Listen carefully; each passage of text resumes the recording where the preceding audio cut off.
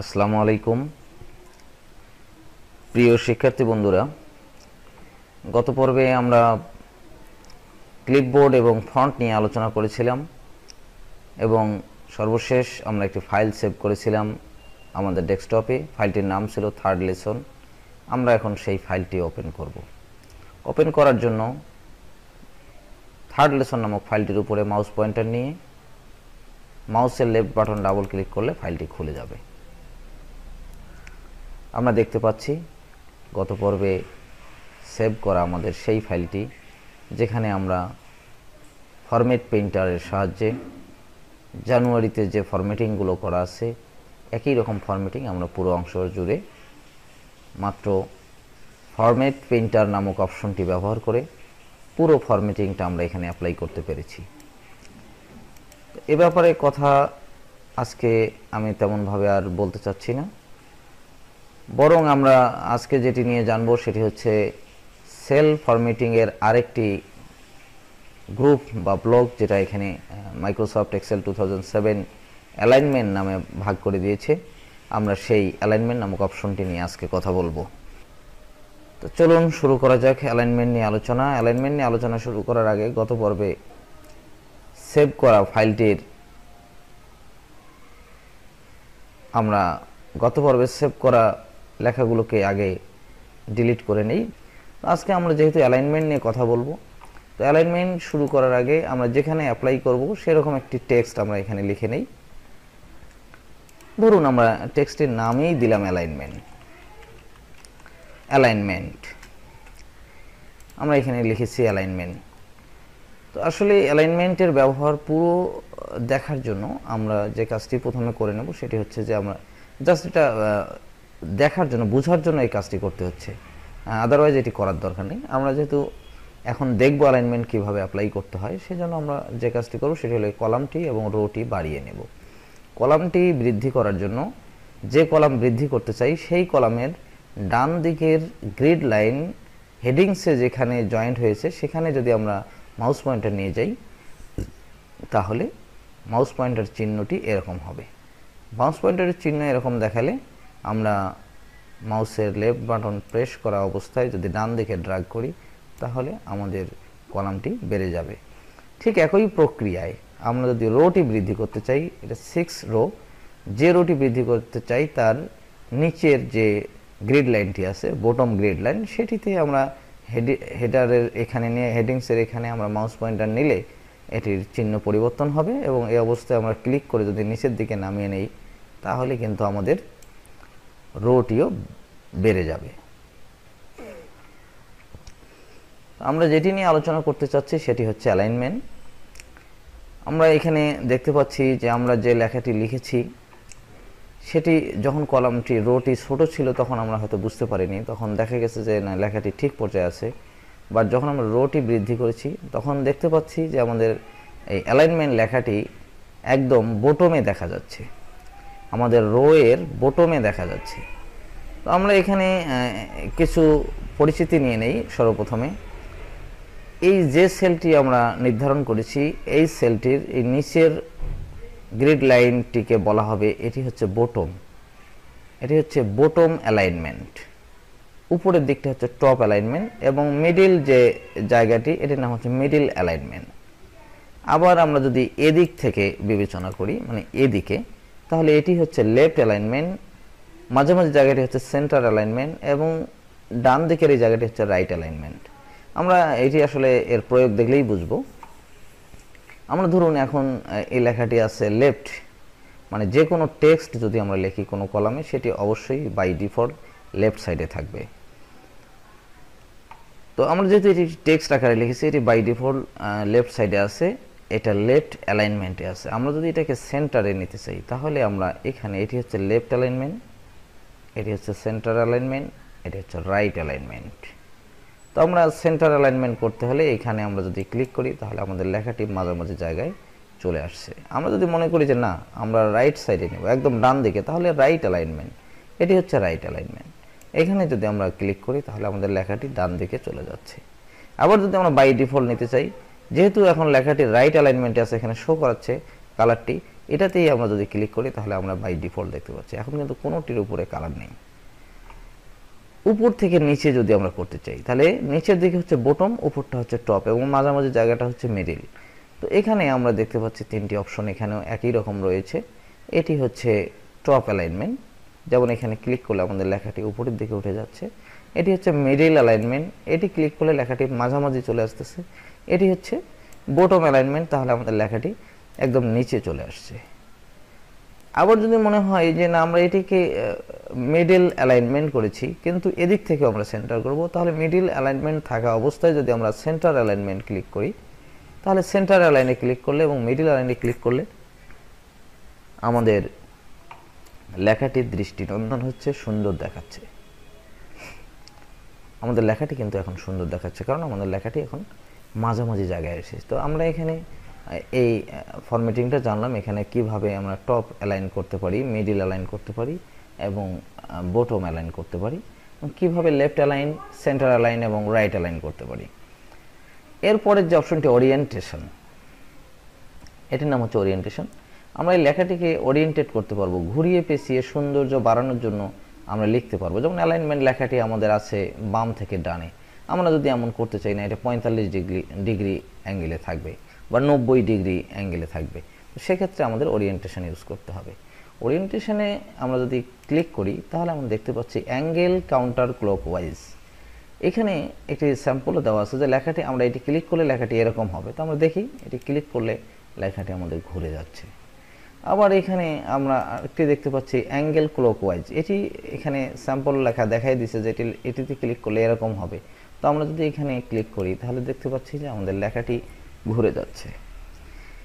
আবার যদি এখানে ভার্টিক্যাল টেক্সট করি, ভার্টিক্যাল উপর থেকে নিচের দিকে করি, তাহলে এটাতে যদি ক্লিক করি তাহলে লেখাটি কিন্তু আমাদের উপর থেকে নিচে আসছে, যদিও দেখা যাচ্ছে না কারণ আমাদের রোটা ছোট। রোটাকে আমরা বাড়িয়ে নেই, এখানে রোটি যদি আমরা বাড়িয়ে নেই তাহলে কিন্তু আমরা দেখতে পাচ্ছি যে আমাদের লেখাটি, অ্যালাইনমেন্ট লেখাটি ভার্টিক্যালি লেখা হয়ে গেছে। যদি হয় যে না ভার্টিক্যালি না, আমরা এটিকে রোটেট টেক্সট আপ করে দেব, তাহলে এটি লেখাটি এরকম দেখাচ্ছে। আবার যদি মনে হয় যে এরকম না, আমাদের লেখাটি এরকম হলে ভালো হতো, এরকমও দেখাচ্ছে। এটি আমাদের ইচ্ছা মতো আমরা অ্যাঙ্গেল ক্লকওয়াইজ বা যে কোনো যেমন চাই এখান থেকে ওরিয়েন্টেশনের মাধ্যমে আমরা লেখাটিকে সুন্দরভাবে সাজিয়ে আমরা প্রদর্শিত করতে পারি। এরপরের যে বিষয়টি, আমরা এখানে কোনো ওরিয়েন্টেশন চাই না। এখন এখানে ওরিয়েন্টেশনটা কিন্তু আগের অবস্থায় বাই ডিফল্ট করার মতো কোনো অপশন আমরা এখানে খুঁজে পাচ্ছি না। এমন যদি হয় যে না আমরা এটিকে তো আগের অবস্থায় নিতে চাচ্ছি, এখন তো আমি কোনো অপশনই খুঁজে পাচ্ছি না, তাহলে আমি আগের অবস্থায় কীভাবে নেব? আগের অবস্থায় নেওয়ার জন্য আমাদের ওরিয়েন্টেশন থেকে ফরম্যাট সেল অ্যালাইনমেন্ট এখানে ক্লিক করতে হবে। এখানে ক্লিক করলে একটি ডায়লগ বক্স আসবে। ডায়লগ বক্সে আমরা দেখতে পাচ্ছি এখানে ওরিয়েন্টেশনে এখানে টেক্সট দেখাচ্ছে, টেক্সটটি 45 ডিগ্রি, নিচে যে লেখা আছে 45 ডিগ্রি। আমাদের লেখাটি 45 আছে, কিন্তু আমরা নিতে চাই এটি সোজা। তাহলে আমরা সোজা নিতে চাইলে এখানে লাল চিহ্নটা আছে, এইখানে যদি আমরা ক্লিক করি তাহলে দেখতে পাচ্ছি এটি 0 ডিগ্রি। অথবা আমরা এখানে ধরুন এখানে আগের অবস্থায় নেই 45 ডিগ্রি আছে, এখানে যদি আমরা এই লেখাটি এটিকে যদি আমরা মুছে দিয়ে 0 ডিগ্রি করে দেই তাহলেও কিন্তু আমাদের লেখাটি সুন্দর দেখাবে। এরকম রাখা অবস্থায় যদি আমরা ওকে করি তাহলে আমরা দেখতে পাচ্ছি আমাদের লেখাটি ঠিক পূর্বের যে অবস্থায় ছিল, হরিজেন্টালি ছিল, লেফট থেকে রাইটে, সেটি কিন্তু দেখাচ্ছে। আবার যদি মনে হয় যে না এটি আমরা আগের অবস্থায় বাই ডিফল্ট যেমন লেফট অ্যালাইনমেন্ট ছিল সেখানে নিয়ে যাব, তাহলে আমরা অ্যালাইনমেন্ট এখানে দেখা যাচ্ছে এটি কালার চিহ্ন, কালারটি পরিবর্তিত হয়েছে। আমরা কালারে যদি আবার ক্লিক করি তাহলে এটি লেফট অ্যালাইনমেন্টে চলে যাচ্ছে। এটিতে যদি আমরা ক্লিক করি তাহলে আমরা দেখতে পাচ্ছি যে এটি কিন্তু আমাদের বটম অ্যালাইনমেন্ট হয়ে যাচ্ছে। এ হচ্ছে ওরিয়েন্টেশন। এখন যদি এমন হয় যে না আমাদের লেখাটি অনেক বড়, কিন্তু আমরা এই কলামটি যেভাবে বৃদ্ধি করেছি আমরা বাড়াতে চাই না, ধরুন কলামটি আগের অবস্থায় নেই, কলামটি এতটুকু ছিল, কিন্তু আমরা এখানে লিখেছি শুধু অ্যালাইনমেন্ট লিখিনি, এইখানে লিখেছি যে অ্যালাইনমেন্ট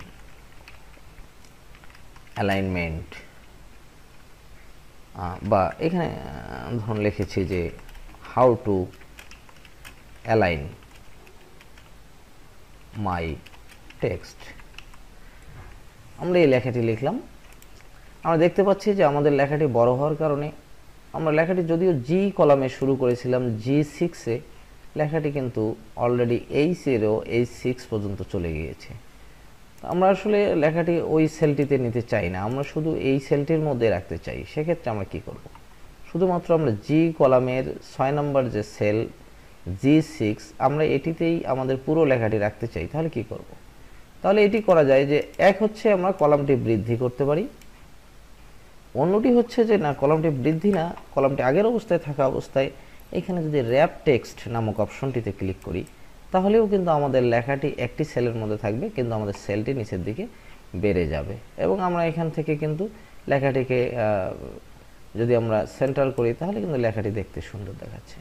কিংবা আমরা যদি এই সেলটি একটু বাড়িয়ে নেই, তাহলে কিন্তু লেখাটি আমাদের সুন্দর দেখাচ্ছে। এবং সেই সাথে যদি আমরা এখানে মিডিল অ্যালাইন করি, তাহলে লেখাটি আমাদের দৃষ্টিনন্দন হচ্ছে। এই হচ্ছে র্যাপ টেক্সট।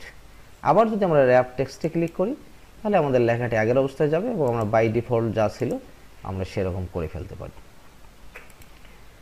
তো এখন আমরা চাচ্ছি যে আমাদের পরের যে সেলটিতে গিয়েছে, আমরা এই সেলটি বাড়াতে চাই না, মানে কলামটিও আমরা বৃদ্ধি করতে চাই না, রোটিও আমরা নিচের দিকে নামাতে চাই না, আমাদের লেখাটি এরকমই থাকবে।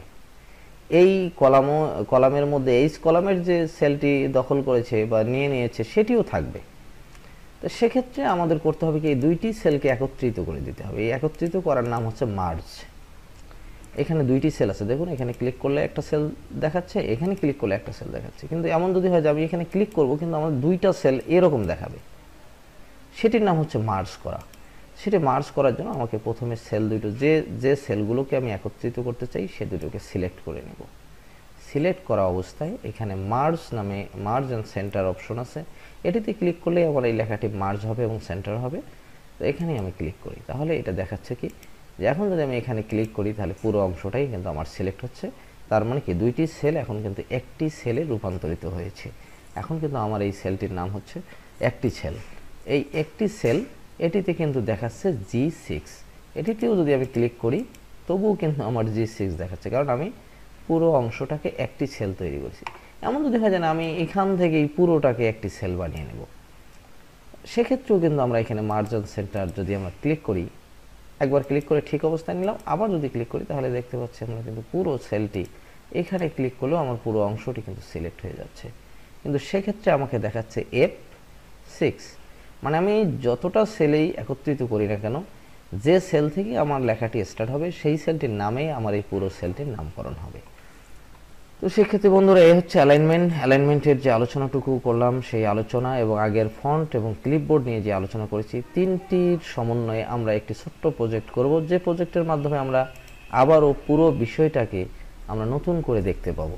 নতুন করে দেখার জন্য চলুন আমরা শুরু করি। এই লেখাটিকে আমরা আনমার্জ করে দিই এবং আমরা ডিলিট করে দিই। আমরা একটি ক্লাস রুটিন বানাতে চাচ্ছি, বা দৈনন্দিন যে ওয়ার্কের রুটিনগুলো থাকে, আমরা প্রত্যেকদিন যে কাজগুলো করি আমরা রুটিন আকারে সাজিয়ে নিতে পারি। ধরুন এটা ক্লাস রুটিন ফর মি, এটি একটি আমি লিখলাম এটি বোঝানোর জন্য, এটি হচ্ছে ক্লাস রুটিন ফর মি। কিন্তু এখানে লিখলে আমার আসলে লেখাগুলো নিচের দিকে চলে আসবে এরকম মনে হচ্ছে, তাহলে সেক্ষেত্রে লেখাটি আমার এখানে উপরের দিকে হেডিংসে লিখলে মনে হয় ভালো হতো। তো সেক্ষেত্রে লেখাটিকে আমি সরিয়ে নেব। সরিয়ে নেওয়ার জন্য অবশ্যই আমরা শিখেছি ক্লিপবোর্ড থেকে কাট অপশনে ক্লিক করতে হবে। এখানে কাটে ক্লিক করলে এটি সিলেক্ট হয়ে যাবে এবং আমি যদি পেস্টের মাধ্যমে এটি যেখানে পেস্ট করব, ধরুন আমি এই সিতে পেস্ট করতে চাচ্ছি C1-এ, সেক্ষেত্রেও যদি আমি এখানে পেস্টে ক্লিক করি তাহলে আমার কিন্তু পুরো লেখাটি সেখানে চলে যাচ্ছে। আমরা ধরুন আজকে ডেজ নেম লিখব, ডেজ নেম লিখলাম, ধরুন আজকে দিনের নাম হচ্ছে স্যাটারডে। তো স্যাটারডে আমি যদি বাকি দিনের নামগুলো লিখতে চাই তাহলে আগে আমরা আলোচনা করেছি এখানে মাউস পয়েন্টার যোগ চিহ্নের মধ্যে হলে নিচের দিকে নামিয়ে নিলে আমাদের যে কয়দিনের নাম আমরা লিখতে চাই যতদূর নামাবো ততদূর এক্সেল লিখে দিবে এবং আমরা এটা বৃহস্পতিবার শনি থেকে বৃহস্পতিবার পর্যন্ত আমরা লিখে নিলাম। তো এই অবস্থায় আমরা ধরুন ডেজ নেম লিখলাম, এখানে আমরা প্রথম যেহেতু এটি ক্লাস রুটিন তাহলে প্রথম ঘন্টায় মানে প্রথম ক্লাসটা আমাদের কি হবে, তাহলে এটি আমরা লিখতে পারি ফার্স্ট পিরিয়ড। এরপরে আমরা অবশ্যই লিখব সেকেন্ড পিরিয়ড। তো এটি আমরা যেহেতু আগেই শিখেছি যে একটিকে কমান্ড দিলে আমরা কিন্তু এটি আর লিখতে হবে না, তাহলে আমাদের automatic first period, second period, third period, fourth period এটি কিন্তু এক্সেল লিখে দিচ্ছে। এক্সেলের এটি সুবিধা। ধরুন আমি এখানে লিখলাম Bangla first paper, Bangla first paper, এটি হচ্ছে ইংলিশ ফার্স্ট পেপার, এটি হচ্ছে ম্যাথমেটিক্স, এটি ধরেন হচ্ছে সোসিওলজি, এটি ধরেন হার্ডওয়্যার, এটি আমি এমনি নাম দিলাম, যেটি হচ্ছে আপনাদের যেগুলো প্রয়োজন সেটি দিলেন। এটি হচ্ছে সফটওয়্যার। ধরুন আমার এদিকে এসে ক্লাসগুলো চেঞ্জ হবে, কিন্তু আমি এটি বোঝানোর জন্য যেহেতু করতেছি, এখানে আমি চেঞ্জ করলাম না। এই একই লেখাগুলোকে এখানে যদি আমি ড্রাগ করে নিয়ে যাই, তাহলে আমার প্রত্যেকটা ক্লাস মনে হলো যে প্রত্যেক দিনই একই ক্লাস হবে।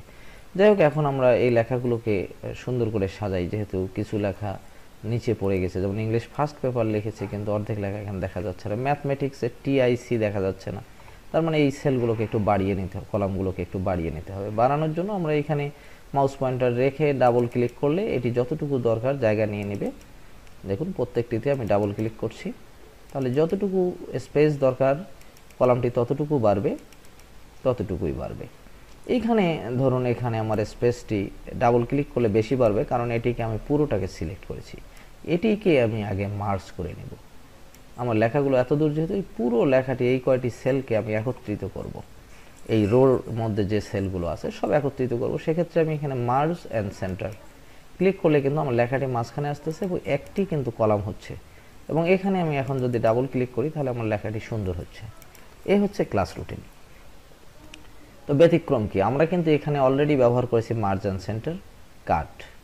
নতুন করে যা ব্যবহার করব, এটি ধরুন আমাদের এই লেখাগুলোর পুরো লেখাগুলোর ফন্ট স্টাইলটা আমরা চেঞ্জ করব। তাহলে পুরো লেখাগুলো আমরা সিলেক্ট করি, এভাবে পুরো লেখাটি সিলেক্ট করি। ফন্ট আছে এখন, এটি ফন্টটি আমরা চেঞ্জ করে নেব। ফন্টের স্টাইল যেটি ভালো লাগে আমরা বলেছি ঠিক সেভাবে আমরা চেঞ্জ করে নেব। ধরুন আমি ফন্ট স্টাইল যে কোনো একটি আর কি, ধরুন এটাই নিয়ে নিলাম ফন্ট স্টাইল, এটি নিলাম।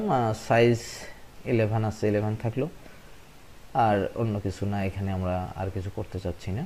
তো আবারও দেখতেছি যে কলামটি ছোট হয়েছে, একটু ডাবল ক্লিকের মাধ্যমে প্রত্যেকটি কলামকে আমরা এখানে যখন গ্রিড লাইনের ঠিক হেডিংসের মাঝামাঝি জায়গায় ডাবল ক্লিক করব, তখন যতটুকু স্পেস দরকার কলামটি ততটুকু স্পেস নিয়ে নেবে। তো আমরা লিখলাম। এখন এই ক্লাস রুটিন এই লেখাটি, এটিকে আমরা একটু ফরম্যাটিং করব, মানে এটিকে একটু মোটা করব, যেহেতু আমাদের এটা হেডিংস। একটু মোটা করার জন্য বোল্ড অপশন ক্লিক করতে হবে। এটিকে ইটালিক করতে গেলে একটু ইটালিক আইতে ক্লিক করার মাধ্যমে ইটালিক করা যাবে। এটির যদি ব্যাকগ্রাউন্ড চেঞ্জ করতে যাই, তাহলে এটির ব্যাকগ্রাউন্ড আমরা যে কোনো কালার এখান থেকে চুজ করতে পারি। ধরুন এখান থেকে আমরা ইয়েলো কালারটি চুজ করলাম, এবং আমরা যদি ফন্ট কালারটি চেঞ্জ করি, সেক্ষেত্রে আমরা এখান থেকে ফন্ট কালার ধরুন আমরা রেড দিয়ে দিলাম। তো এই হচ্ছে আমার ক্লাস রুটিন লেখাটি সুন্দর হলো। এটির সাইজ আমরা বাড়িয়ে দিতে পারি। সাইজের জন্য এখান থেকে আমরা ধরুন এটিকে 16, 14 যেটি চাই আর কি, ধরুন 14 সাইজ করে দিলাম। এই অবস্থায় আমরা উপরের যে লেখাগুলো আছে, days name, first period, second period, এটিকেও আমরা একটি কালার দেই। তো এটির ব্যাকগ্রাউন্ড কালার ধরুন দিলাম, এটি দিলাম ব্যাকগ্রাউন্ড কালার। আর ধরুন যে আমার ফন্ট কালারটি আমি ইয়েলো দিলাম। এই হচ্ছে কালার হওয়ার কারণে লেখাটি সুন্দর দেখাচ্ছে। এখন আমি চাচ্ছি যে এই লেখাগুলোকে আমি আলাদা কিছু স্টাইল করব। তো আমরা এখানে কিন্তু সব অলরেডি ইউজ করেছি। আমরা এখন যাব এগুলোতে। আমরা এই লেখাগুলোকে পুরোটাকে সিলেক্ট করে আমরা যদি এটিকে সেন্টার ক্লিক করি, তাহলে সব লেখাগুলো আমাদের সেন্টার হয়ে যাবে। এটা যদি মিডিল অ্যালাইন ক্লিক করি, তাহলে সব লেখাগুলো আমাদের মিডিল অ্যালাইনও হয়ে গেছে। তাহলে আমরা মিডিল অ্যালাইন, সেন্টার অ্যালাইনে ক্লিক করে নিলাম। এই অবস্থায় আমরা লেখাগুলোকে একটু ওরিয়েন্টেড করব। ওরিয়েন্টেড করার জন্য ধরুন এই স্যাটারডেটাকে আমরা এটিকে আমরা করি, ফরম্যাটিং করি। এটিকে ফরম্যাটিং করার জন্য ধরুন এখানে আমরা অ্যাঙ্গেল ক্লকওয়াইজ এরকম করলাম দেখার সৌন্দর্যের জন্য। এটিরও ব্যাকগ্রাউন্ড আমরা আমাদের মতো করে এরকম দিতে পারি, বা অন্য যেটি চাই দিতে পারবো। এবং আমরা ধরুন এখান থেকেও ফন্ট কালারটা রেড করে দিলাম। যদি এইরকম স্টাইলে আমি একটির পর একটি ঘর সাজাই, তাহলে কেমন হয়? এটির মতো করে যদি এটি করতে চাই, তাহলে ফরম্যাট পেইন্টারের সাহায্যে এখানে ক্লিক করলে একই রকম হবে। সব আমাদের যে ফরম্যাটিংগুলো আছে সব এখানে কিন্তু ইউজ হচ্ছে। আবারও যদি এখানে ক্লিক করি হচ্ছে। আবার যদি ক্লিকের মাধ্যমে এখানে ক্লিক করি তাহলে কিন্তু হচ্ছে। একইভাবে আমি এটিকে যদি ফরম্যাট করতে চাই, ধরুন এটিকে আমি অন্য একটি ফরম্যাট দেবো। এটিকে ফরম্যাট দেওয়ার জন্য ধরুন এটির আমি ব্যাকগ্রাউন্ড কালার দেব এটিকে আমি অ্যাঙ্গেল ক্লকওয়াইজ করব। এদিকে ফন্ট কালারটা এটিও রেড দিই, খারাপ লাগতেছে না, দেখতে ভালোই লাগতেছে। এই অবস্থায় আমি একই রকম করে এটি করতে চাই, তাহলে ফরম্যাট পেইন্টারের সাহায্যে এরকম, আবার ফরম্যাট পেইন্টারের সাহায্যে এরকম করে নিলাম। আমাদের কিন্তু দৃষ্টিনন্দন হচ্ছে লেখাটি, ধীরে ধীরে আকৃতিটা চেঞ্জ হচ্ছে। এখন আমি চাচ্ছি যে এইটির মতো হবে এই সানডে লেখাটি, তাহলে এটিতে রেখে যদি ফরম্যাট পেইন্টারের সাহায্যে এটিতে ক্লিক করি তাহলে হয়ে যাচ্ছে। তাহলে এটি যেহেতু এরকম হচ্ছে, একটার পর একটা আমরা এরকম করব, তাহলে ফরম্যাট পেইন্টার এবং এখানে ক্লিক করলে এটি চেঞ্জ হয়ে যাচ্ছে, আবার ফরম্যাট পেইন্টার এখানে ক্লিক করলে চেঞ্জ হয়ে যাচ্ছে, আবার ফরম্যাট পেইন্টার এখানে কিন্তু চেঞ্জ হয়ে যাচ্ছে। ঠিক একইভাবে আমরা এই স্যাটারডে লেখাটির মতো এই বাংলা ফার্স্ট পেপারটি করব। তাহলে এখানে রাখা অবস্থায় ফরম্যাট পেইন্টার দিলে এখানে, আবার এটির মতো এটি করতে চাইলে ফরম্যাট পেইন্টার এবং এখানে, এইটির মতো এটি করতে চাইলে ফরম্যাট পেইন্টার এবং এখানে। তাহলে কি লেখাটি দেখতে সুন্দর হচ্ছে। এখন আমরা পুরো লেখাটিকে সিলেক্ট করে আমরা যদি ফরম্যাট পেইন্টারে ক্লিক করে এটি পুরো এই নিচের এই লাইনগুলোর মধ্যে আমরা অ্যাপ্লাই করি, তাহলে আমার মনে হয় যে আমাদের একটি সুন্দর দৃষ্টিনন্দন ক্লাস রুটিন তৈরি হয়ে গেছে। এভাবে আমরা আমাদের পছন্দ মতো, আমাদের প্রয়োজন মতো বিভিন্ন ধরনের প্রজেক্ট আমরা করতে পারবো ধীরে ধীরে। আজ এ পর্যন্তই, ভালো থাকুন। পরবর্তী লেসনগুলো দেখার আমন্ত্রণ জানিয়ে আজকের মতো বিদায় নিচ্ছি। খোদা হাফেজ।